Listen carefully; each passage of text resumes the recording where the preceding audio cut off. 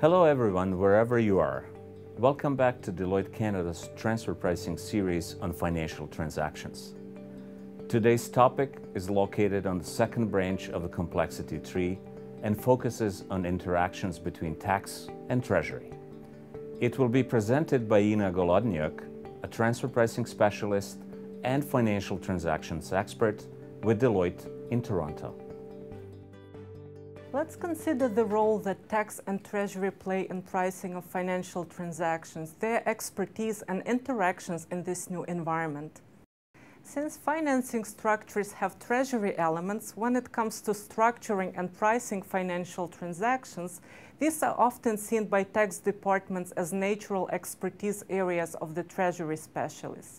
Treasury's mandate and objectives, however, include efficient cash management and financing throughout the entire system. Often, Treasury function is centralized. Its mandate pertains to financing of the entire corporate group and is, of course, implemented on line of business basis rather than individual entity basis. Tax compliance, including transfer pricing compliance, is at the individual legal entity level, and transfer pricing is determined at the individual transaction level. Inherently, the Treasury may not be aware of taxation implications of their activities. For example, negotiations with external lenders may have tax implications on transfer pricing of related party debt. Cash movements may have domestic and also international tax consequences. In the current fast-paced transfer pricing environment shaped by global actions on BEPS and increasingly aggressive tax auditors, it is critical for the tax and Treasury to work together on planning and implementing intercompany financial transactions. Not all financing arrangements will work from both Treasury perspective and a tax perspective. Transfer pricing jurisprudence rules and practices vary by tax jurisdiction. For example, Canada has several landmark court rulings influencing pricing of debt and guarantee transactions. The Netherlands and Australia have issued specific administrative positions of their tax authorities on transfer pricing of financial transactions.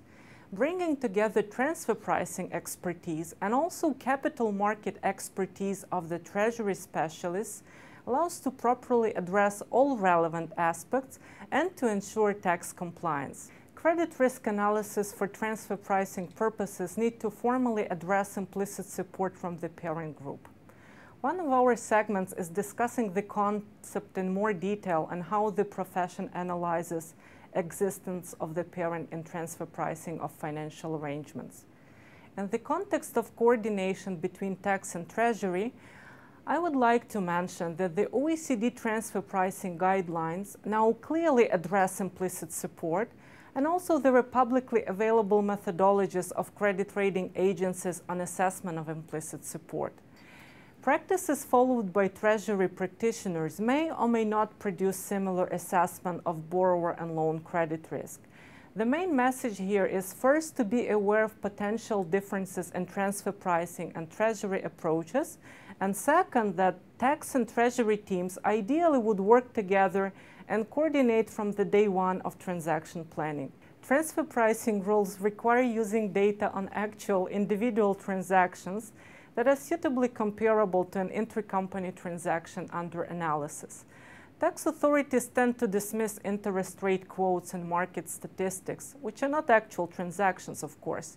Interest rate pricing, following a build-up approach, starting from a risk-free rate and adding applicable risk premiums based on market and experience, may be a useful checkpoint. To be acceptable from a transfer pricing perspective, such pricing needs to be supplemented with analysis of actual transactional data.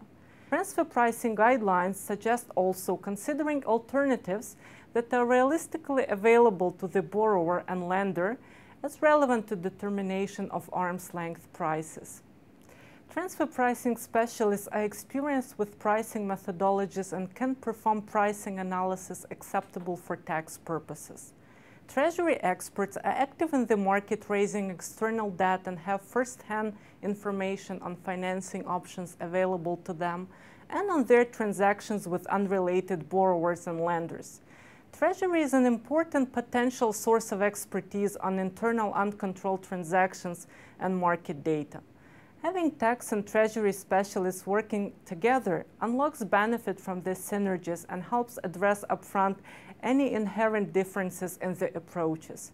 Co-ownership of transfer pricing of financial transactions by tax and treasury appears a natural and straightforward process. Practical challenges, however, often lie in timing, definition of mandates and role within each function, their respective priorities, understanding of inherent differences in practices and methodologies used by Treasury and tax. The bigger the multinational group and the larger the number of individual transactions and their size, the more palpable tend to be the challenges, and the more significant tend to be potential consequences, including lost tax savings, in compliance with tax laws, withholding tax leakages, process inefficiencies, to name just a few.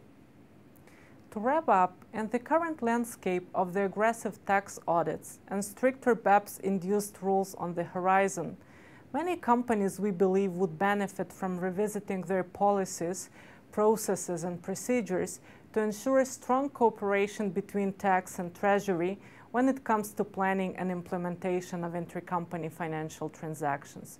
Thank you for watching.